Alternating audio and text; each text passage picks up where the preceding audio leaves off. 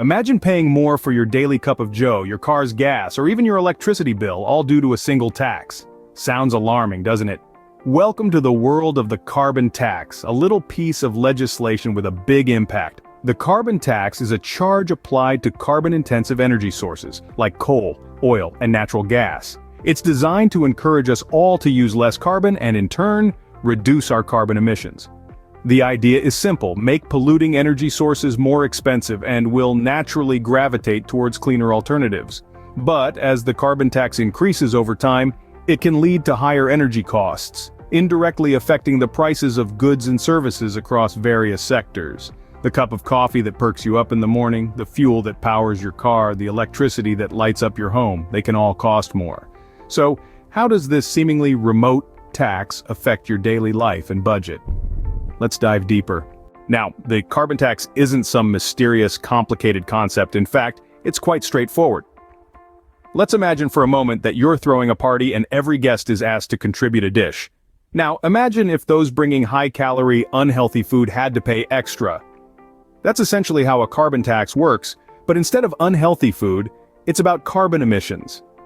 The carbon tax is a fee imposed on the burning of carbon-based fuels like coal, oil, and gas.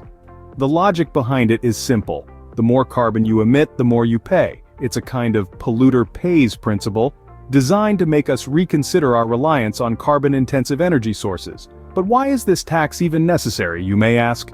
Well, let's take a step back and consider the bigger picture. Carbon dioxide, a greenhouse gas, plays a significant role in global warming. By burning fossil fuels for energy, we're pumping enormous amounts of carbon dioxide into our atmosphere, causing our planet to heat up at an alarming rate. The goal of the carbon tax is to curb these emissions. By making it more expensive to emit carbon, the tax encourages businesses and individuals to switch to cleaner, more sustainable energy sources. It's like choosing to bring a salad to the party instead of a greasy pizza. But here's the catch. The cost of this tax doesn't just disappear into thin air. It trickles down to consumers, affecting the prices of goods and services across various sectors. From the gas you put in your car to the electricity that powers your home, it all adds up. And here's where it gets a little tricky. As the carbon tax increases over the years, it can lead to higher energy costs. These costs can indirectly affect middle-class families who may find a larger portion of their income going towards these increased expenses. So, the carbon tax is here to make us rethink our carbon-intensive habits. But what does it mean for your wallet? Tune in to the next scene as we delve deeper into the direct costs of the carbon tax. When we talk about the direct costs of the carbon tax, think about the things you use every day that contribute to carbon emissions. You know, the things that make your life just a little bit easier. The car that gets you to work, the electricity that powers your home, even the natural gas that heats your water. These are all carbon-intensive energy sources, and with a carbon tax in place, they're all about to get a bit pricier. Let's break it down. The carbon tax is designed to discourage the use of carbon-intensive energy sources. That means the more carbon an energy source emits, the higher the tax. So how does this impact you directly? Well, first off, gasoline prices. With a carbon tax, filling up your tank is going to cost you a bit more at the pump. Next up, your electricity bill. Most of our electricity still comes from carbon-intensive sources like coal and natural gas. With a carbon tax, the cost of generating that electricity goes up, and those costs are passed down to you, the consumer.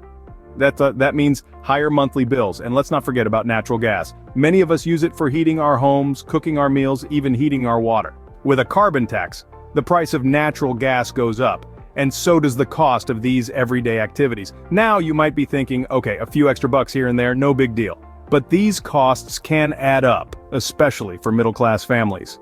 A few extra dollars on your electricity bill, a few more at the pump, it all contributes to a higher cost of living. And for families already struggling to make ends meet, these extra costs can put a significant strain on the budget.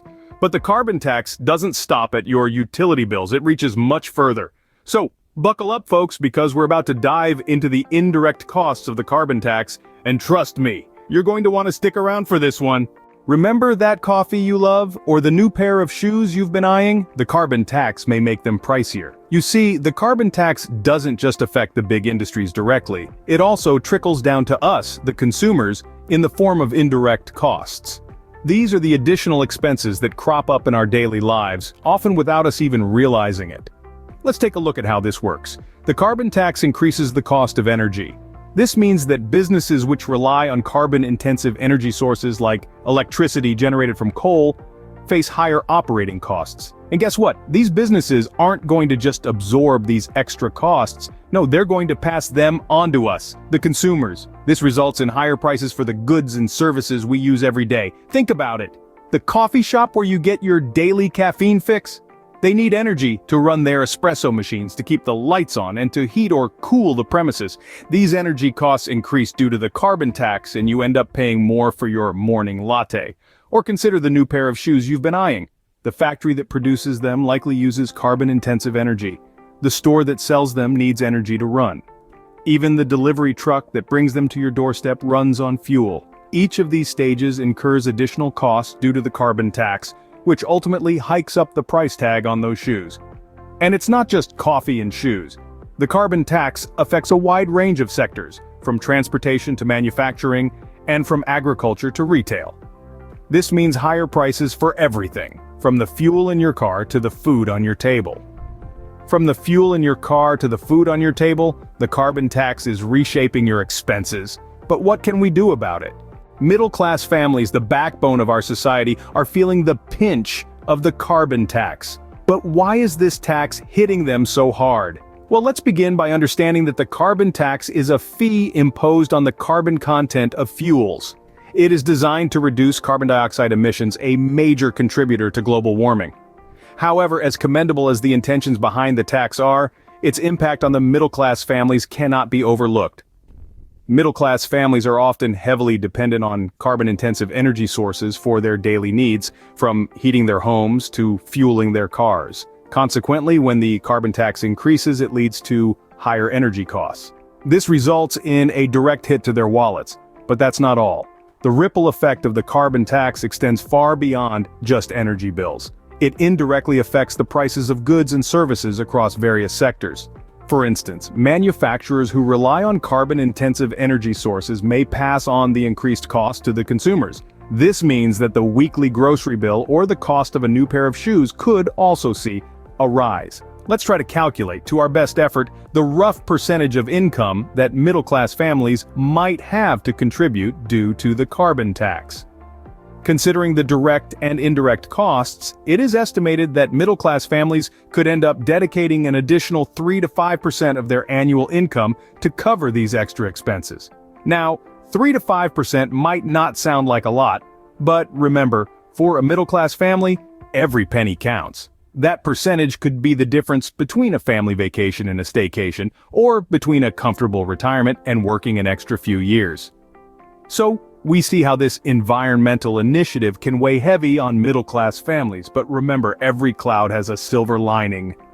As we move forward, it's crucial to keep the conversation going about how to balance the need for environmental responsibility with the financial realities of everyday families. After all, the goal is a greener planet without compromising the quality of life for its inhabitants. Yes, the carbon tax may be a tough pill to swallow, but it's not all doom and gloom. In fact, this policy harbors a silver lining, fostering a wave of green innovation and sustainable choices. As the carbon tax nudges the price of carbon-intensive goods and services, it subtly encourages both businesses and consumers to lean into greener alternatives. This could mean opting for an energy-efficient appliance or a business investing in renewable energy sources, for instance.